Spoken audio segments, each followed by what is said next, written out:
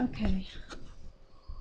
Let's go this way first, I would think. It seems like it's pretty interesting. Okay, this is one of the main active rooms according to the Easton family. Mm-hmm. And here's the original chair of the Easton family, and the lady that passed away in this chair, her name was Isaiah Easty, and she froze to death one winter in this chair, literally, in the blizzard of 1978. And they say that sometimes this chair, if you touch it, you could feel an energy come off of it, or even warmth at times, just unexplainable warmth.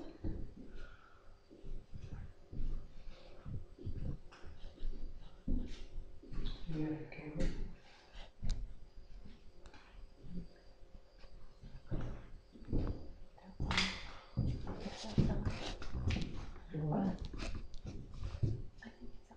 Because I couldn't get it to work. Earlier we came in. That's okay. Earlier we first came in with the ones that are running the house, and as we were standing by the staircase, there was an extreme loud bang upstairs, and nobody was in the house but us three. And we walked up the stairs anyway to check it out. We didn't see anything or feel anything, but we did smell an unusual smell that seemed more almost like a burnt, something burning. And these are the very stairs that has been known for people to be shoved, pushed, and have some bad experiences on. I hope you can see it's really dark up here. Like I said, there's no electricity. This is the room that we believe may have had the crash or the noise came from. This room also had a very strong smell that we couldn't explain when we came up here. And the smell, it's not like it was, is it?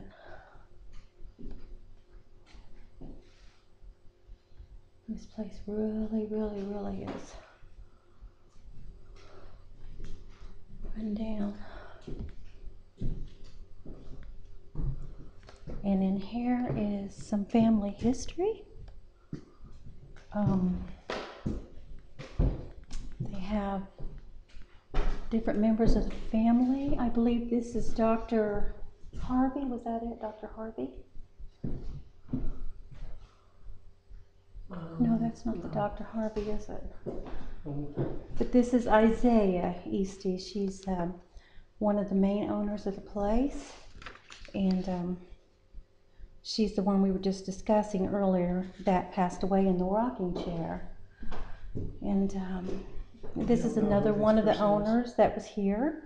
And these women, from what we understood, were very, very liberated for their time, very intelligent, and the men were very protective of the family.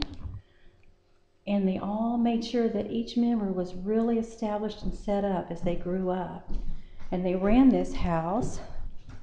And the history of this home is the smallpox breakout, of course, where there were many people that passed away here, and they came here during that time. And here's that ball. Here's that ball they play with.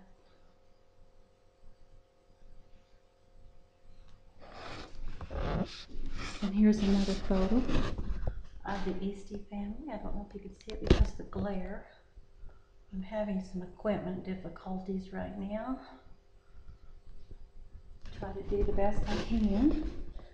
But we're going to camp out here the rest of the night, and I hope to capture some pictures of maybe some orbs. We have a tape recorder running on the side also to possibly catch some unexplained activity, noises, sounds, which we did hear when we first got here that was unexplainable. And it was loud. So we're going to venture back down the stairwell and go to another room.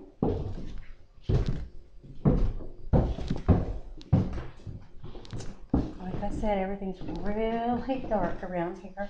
And then they have a room here that was designated just for funerals. But first, before we get there, this is the main activity room that the children used to play in, I guess.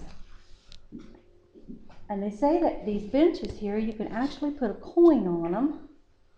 So we'll test that later. And did it work? No, it's still there. They say that you can put a coin on this bench. I think they were talking about, I don't know which one they were talking about. I think it was this one. But they say this coin has been known to actually just slide down to the other end. So we're going to leave it here for a while and see what happens. And then we're going to venture in. Did you say some names? We'll get to, when we go back this way to the rooms, playrooms. Okay. This room right here was later on built as an extension to the house, and it was more of a waiting room for... It was a surgery room. It was a waiting room. It was an all-purpose room concerning the smallpox situation. Right.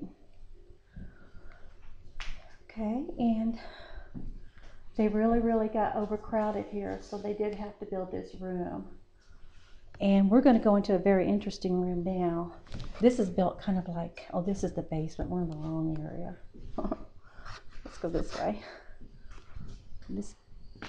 This used to be the room where they kept all the medicine for the smallpox breakout, more like a storage than anything. This room right here was designated for the funeral. They had the coffin over here in the corner. I don't know if it shows up. You got your flashlight?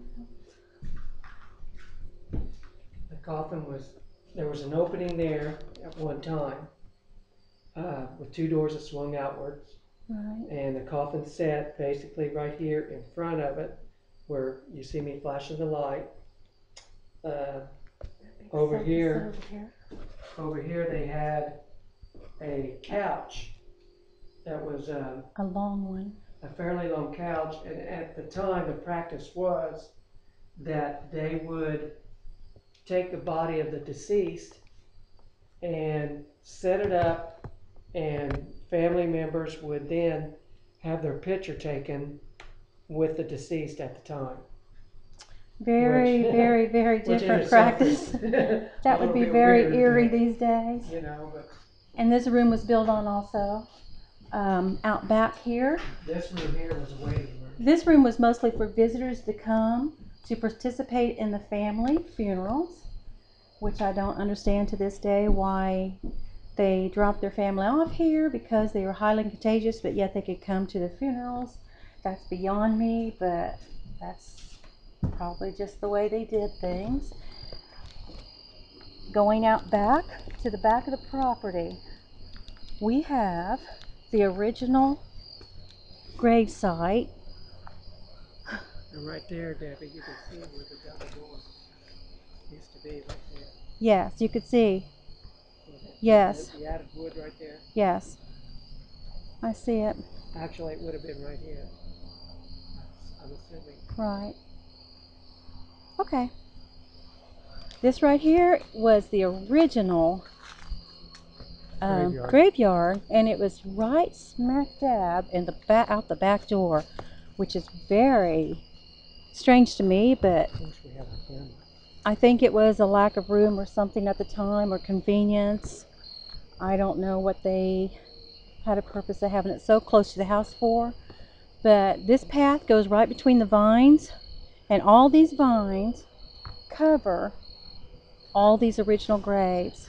Headstones have been moved, graves have been moved.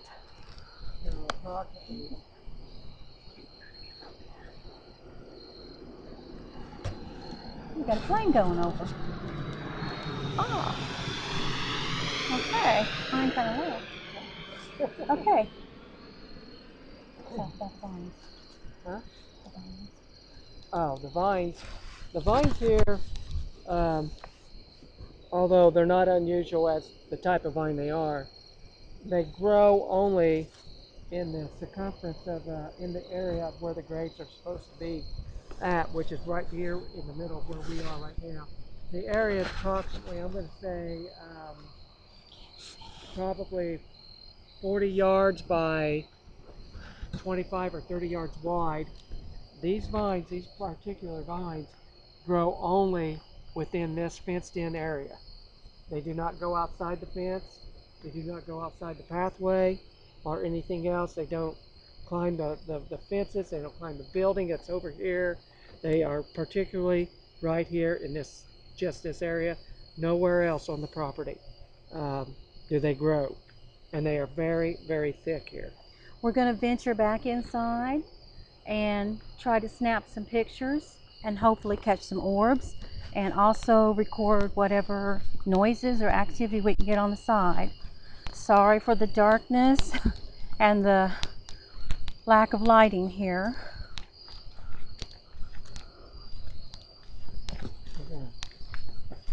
Oh!